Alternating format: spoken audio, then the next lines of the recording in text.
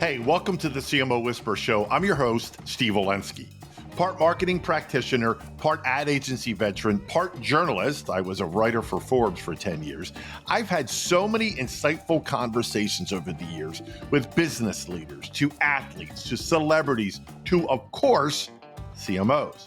The only difference now is instead of sharing those insights through written form, I'm doing it this way. My guest today is Mike Lane, CEO and co-founder of Fluency, the digital advertising operating system helping agencies scale paid media campaigns across every major digital ad channel. Fluency manages more than 250,000 campaigns monthly and nearly $3 billion in annual media spend, giving Mike a unique lens into where advertising, automation, and AI are all headed. The company recently raised the $40 million Series A to accelerate its growing agentic AI capabilities. And today, we're going to dig into what all that actually means for CMOs, marketing teams, and the future of advertising operations. Before Fluency, though, Mike was COO and co-founder of Dealer.com, which became the automotive retail industry's largest marketing and advertising platform. And finally, he's also an active angel investor, board advisor, and serves on several nonprofit boards. Mike Lane, my new brother, my new friend. Welcome to the show. Thanks for having me, Steve.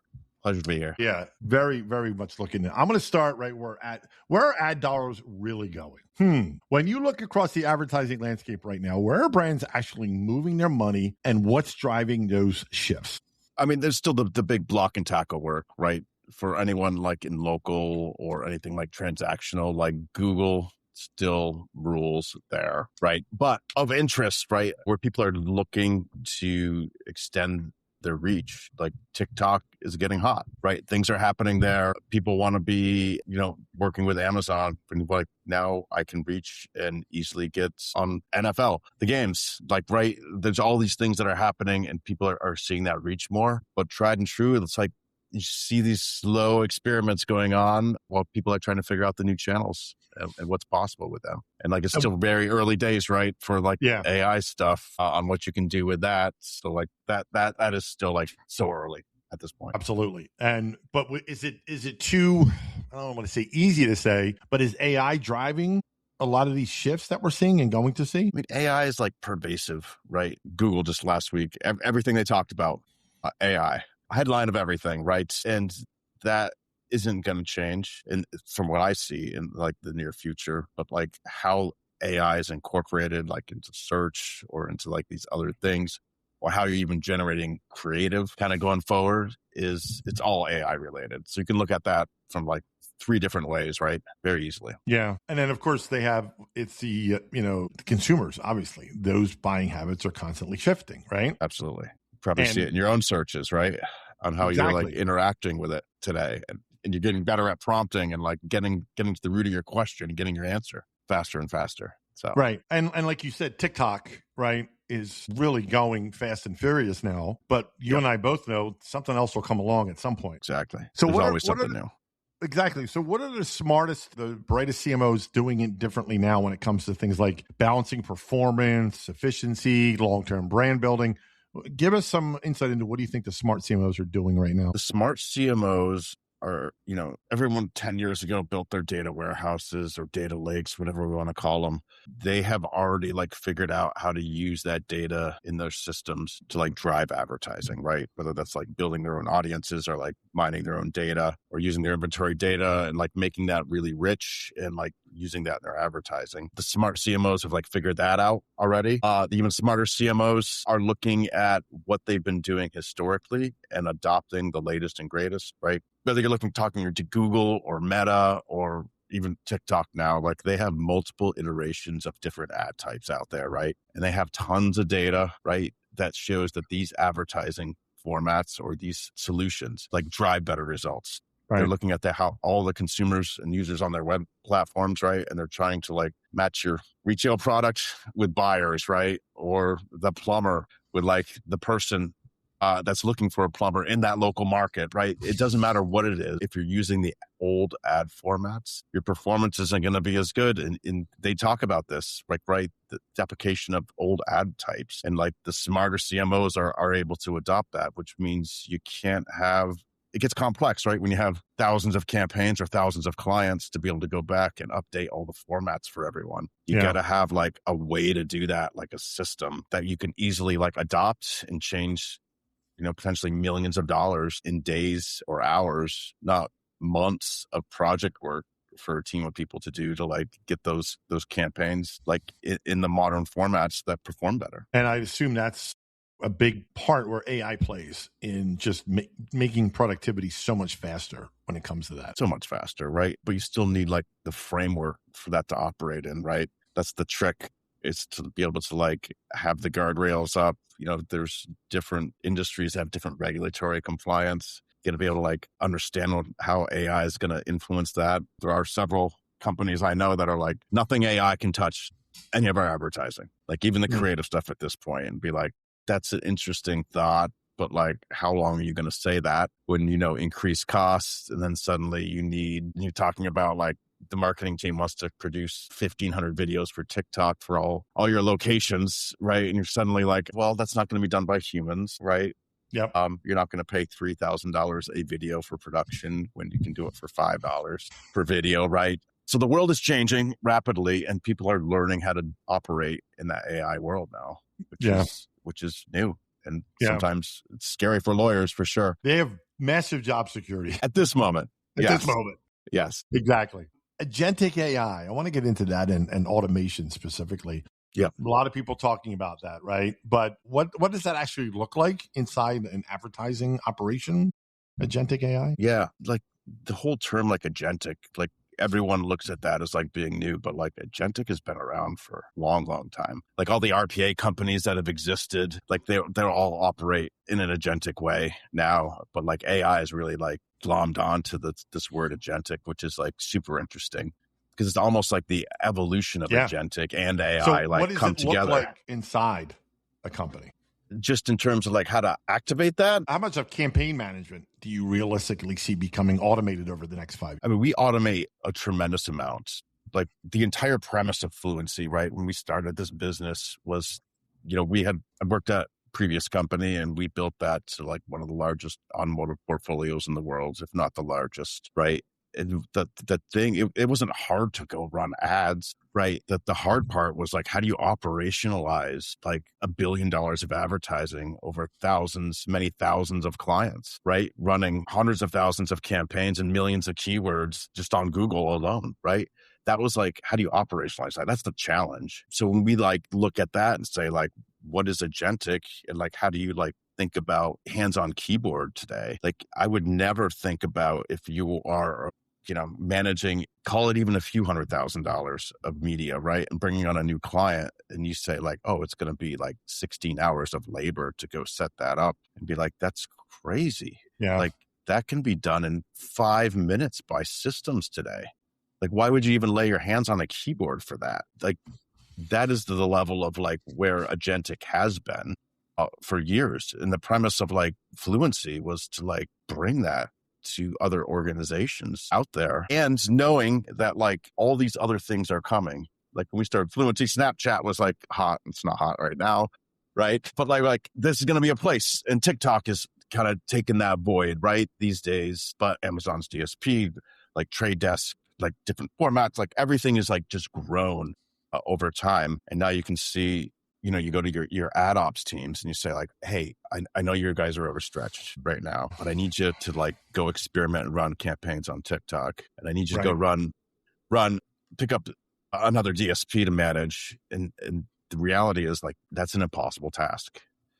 Yeah. That task is really like, if you can solve that different ways for folks today, just with automation, never mind like agentic AI, just simple automations, business process automation, and saying like, you can do all these things. You can link all these systems. You can link all this data. There's no more button clicks to do all that stuff. You can set up accounts. But then the agentic AI part really comes in to say like, okay, now I've automated, and we've done this for folks already, like to the tune, call it 60 to 92% is the highest I think we've seen. 92% less button clicks. So imagine your team of, I don't know, maybe they're 10, maybe they're 20, maybe they're 50.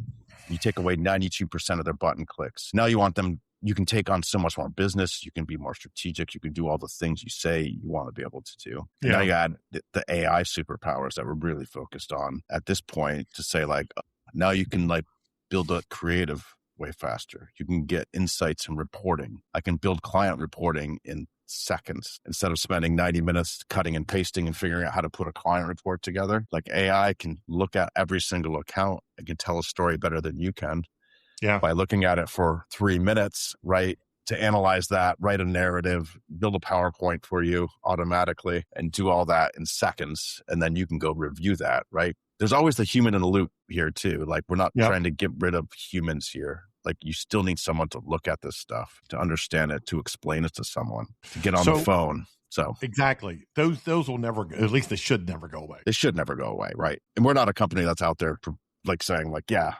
AI is going to take over everything. That's not realistic. So what skills become more important when people will stop manually executing campaigns and start managing AI driven? Yeah, it's not like just being Google AdWords certified, right? It's understanding how data drives advertising, right? In your business, how to link systems together, right? Understanding data hygiene, right? If people say like, oh yeah, I can dump stuff to an Excel spreadsheet, right? But like now understanding like, is the data good coming out of that system? Whether you're pulling that from Salesforce or your ERP system or some other thing, some other spreadsheet, and understanding that uphill, like upstream data inputs can affect your advertising downstream now today.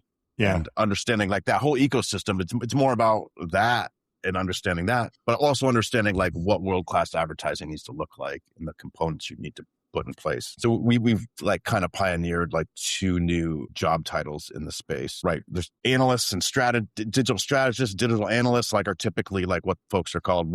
We have like a lot of advertising engineers and advertising architects. And those are people that are more focused on that bigger picture, understand how engineering, how data flows through and has an outcome for your advertising. And the architects are the ones that are like, you know, very talented folks. And you've met these folks before where they can just like see the ones and zeros coming together, right? And how that works and how you're going to be able to build prompts based on something a salesperson puts in Salesforce somewhere else, days earlier at the point of sale, and understand how that all comes together and your attribution is going to be all pulled together and your reporting. They're really like the architects of that. And that's probably one of the most important jobs going forward are those folks who still understand like the best practices at Google and Meta and whatever other platform you're on, but also understand like the ecosystem and how to like architect that together. Well, and you can add in, I mean, where do the chat GPTs and Claudes of the world play in all this? Well, in terms of being a channel to spend money on, yeah, I mean, they got to make money someday or something someday, right? I know it's a Pandora's box right now, but we both know it's coming. It's not that far away either, right? There's reckoning comes to anyone that spends that much money that fast, right? Like, I mean, it's going to come. They're already search engines. We know that. Yeah, exactly. And they're like trying to figure out right now how to insert ads and make it not look so ad driven, right? I mean, Google's doing it. They've been in the business, right? You can start to see this stuff happening like real time in front of us where they're going to get inserted. And Google's not shy about it. They're like, this is our business model, right? No, and we're going to keep doing it. When you're using Gemini and it's Google, when you're in that context to see an ad, nobody thinks twice because you're used to seeing ads. What's that? Yeah, no one thinks twice. You're used to seeing ads being served on that platform. To now to put ads into a chat and a Claude and a Perplexity, you named a tool, that's going to be a bigger kind of pill to swallow, I think. Yeah, and they're betting, right? People are going to stop going to Google, which now has Gemini built into it, or going to Gemini, right? And start using Claude, ChatGPT. And there are certain people that are doing that for sure, right? Mm-hmm. But there going to be a mass migration? I don't know, right? I've been going to Google for years. I'm trained on that. And now they're giving me good results, right? In the form of, an interaction now, not just the direct search. So, time will tell, though. Time will tell. And speaking of time will tell, I'm going to caveat this next question, knowing we don't know what's going to happen 5 minutes from now. But over the next, say, 2, 3, 5 years, how do you think AI is going to reshape marketing and advertising teams over the next 2, 3, 5 years? Yeah, I mean, it already has in the sense of like, younger folks trying to get into the business. It's tough task right now. I even have a son who's trying to like break into that space, right? And he's just fresh out of college. There's a lot of like headwinds as teams look to become more efficient, right? Just to operationalize that in terms of like just marketing teams operating, just like every other business, especially here in like 2026 when we're recording this, right? Is every board has got every executive team focused on the planet on like, how are we going to leverage AI to get more efficient? Like, it's not hire as many folks and like get more profitable while not having $1 million a month AI expense. That is what everyone's going to figure out this year, right? Yeah. But going forward, the expectation, like, video production, I always go back to video production. That's been like the thing, right? If I want a 30-second, 2-minute, whatever, I'm talking between $3,000 and $10,000 of production time. I'm talking like 60 days to get a finished product, right? When I can like get that down to someone working with a tool in a day at, hundreds of dollars, if even that, right? That changes a lot very rapidly. So the headwinds, right, to get just video advertising in place, I think that's going to change and open up a whole door. I mean, there's tons of inventory out there, right, already. So that's going to open up very soon. Like, you're starting to see like cool stuff in video production. I feel like we're on the cusp of that. So that's going to change everything in terms of like where people advertise and what they can do, because the cost structure is going to be changed. Interesting. There's a difference though between buying a tool and operationalizing it, right? Yeah, totally. In your opinion, what's preventing most organizations today from actually just unlocking or using those tools for meaningful business impact from AI right now? Change management. It's the same old like thing. We see it. I see it in a lot of companies I either invested in, advised for, like in this industry, outside, like all over the place. Like, it's hard to drive change. It is. People are like creatures of habit, and especially like ad ops teams, they are looking at a lot of the stuff being like, what is my purpose after I implement this? Like, am I literally putting the thing in that's going to kill my job? And if so, I'm going to resist this. At the same time, they're overworked to the nth degree. A lot of teams, right, especially on the agency side, right, they're just like, they like chiseled all the meat off the bone already, and people are just grinding it out. And these tools can help better their lives. And I've seen that over and over, where teams that have gone through this evolution to be like, don't want to just be doers and grinders. We want to be like the strategists that we want to be, advising our clients and really getting into like helping them. And the teams that do that often are just like reshaped culturally. I've talked to many folks that say like, the culture in my company is different today because we have been able to go through that change management. There were leaders and advocates all up and down inside of teams that at the end of the day, they were able to like make the change happen that they wanted to see in their org and shape that to like what they wanted to be. But a lot of teams are still resistant to like learning AI and like understanding like what can be operated and to just let go. It's hard. It's hard. And I don't do hyperbole ever. And this is not hyperbolic at all, but this time in our lives really this is a seismic shift. It's happening fast too. It's happening fast. And I like, if you go back to when social came into vogue, right? And people are like, oh, what's social media? And it became a tool, right? But no one thought social media was taking anyone's job, for example, right? And it was like this new tool. Okay, we can use it to our benefit. This is just like anything anybody who's living today has ever seen before. I know. I try to explain to my son, the one that just graduated, because he's like, everything's changing. And I was like, farmers got tractors and they wanted that change, right? The computer came out and people were resistant, never said that they're never going to use a computer. And every business like uses a computer. Everyone has a computer now. Mm-hmm. Then the internet came, right? And people were resistant to that. But that was like, the computer era was like 20 years, right? That happened. And the internet was like, call it 5, right? Late 90s, early 2000s, mm-hmm. Right? And now we're in this like next generation of AI. And this is happening in 12 months, 18 months it's massive. Yeah. In terms of like, it's been being worked on, but like the mass adoption of it is just happening rapidly. It's so just like a tsunami, right? It's not drips. It's a tsunami of change. And if you're not ready for it, or if you're not open to it, I should say, back to your point about being resistant, you're going to get swept away. Sorry to keep that analogy, but yeah. No, I mean, people. There are companies, and I've seen them and even coach some of them. Like, you cannot be caught in this AI paralysis of like decision making at this point in time. And right after that, someone sent me an article that more CEOs are resigning this year than they've seen in a long time. That's because CEOs don't want to drive through this older. Because it's like a whole new thing that's very risky, very rapid, right? And it's like, do I have the energy for this? But a lot of companies are just caught in this AI paralysis moment of like, and maybe they're not even using AI, just the concept of the pressure of what AI and is. The noise.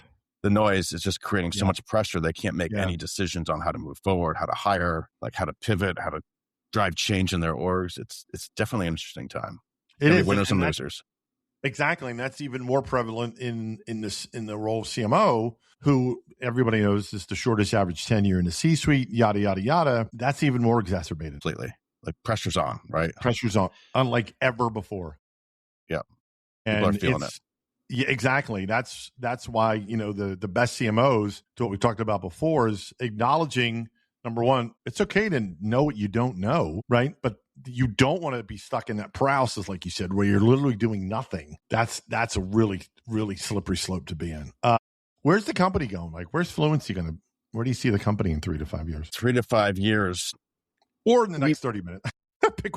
Yeah. I mean, we're in the agentic space. We have been, right. We are applying rapidly the scale and the superpowers to make everything we do AI now empowered as well. So people can do more, right? Well, we say, like, people can lift their hands off keyboards and stop pounding so much and be like, okay, now I can give you superhero powers to do even more, to test more. Yep. We are opening up and integrating with more channels out there. That is like just the demands. And that's the way the world's going, right? You're not going to, if you started on Google and then went to Meta, like, that's never enough. People want to keep going and want to be able to integrate with all channels. So that's a big push for us to be able to do that faster. And then we look at our book of business. We have more brands and agencies now in our pipeline just this year than we had in the previous 7 years, just this year alone. Everyone is seeking solutions. They know they need systems of record to like run their advertising on, use their data, and control AI and have AI tools at their fingertips. Future us next year, we'll be working on Marketplace, which will allow other vendors to integrate right in and seamlessly work inside our platform. And for us, right, we have $3 billion under management right now. We've got another $3 billion that signed on this year alone. We are looking to grow that, or in talks to grow that exponentially at this point. So exciting times, for sure. No, for sure. Okay. If you've heard any of my episodes, you know how I end every episode with the random 5. It's 5 random personal questions. Bring it on. They're harmless, I promise you. Okay, here we go. What is your all-time favorite holiday and why? It's just Christmas. Family, get together. It's like that moment. I just love it. Got it. Do you think founders are born that way or created through experience? Ooh, I would put there's 2 specific types. Like, there are people that are just born to be entrepreneurs, and there's people that see it and get addicted to it. Okay. So, all right. Understood. For sure. What's the best concert you've ever been to? Best concert, probably a Pearl Jam show. A couple of them like come to mind in New York City and one in Quebec City. They were just super fun. Okay. What's the best piece of advice you've ever ignored? Write less. Sometimes in the early days, people say like, no, you got to say this in less words. And you just wrote way too much stuff and wasted too much time. Interesting. Okay. Last one. If you could jump on a plane tomorrow and disappear for a week, where are you going? Ooh, probably Turks and Caicos. Best beaches. With no cell phone, no one can reach you. That would be perfect right now. Well, congratulations, Mike. No, I'm kidding. We have a special surprise. I sound like a game show host. Listen, Mike Lane, what an absolute treat, my friend. Thank you for coming on. Appreciate you having me. Great conversation, as always. Well, that wraps up another episode of the CMO Whisperer Show. I hope you shared this episode with your friends. And if you have not already, please subscribe to be kept up to date on all the latest episodes. And if you're so inclined, leave me a review on your favorite podcast platform. Thank you.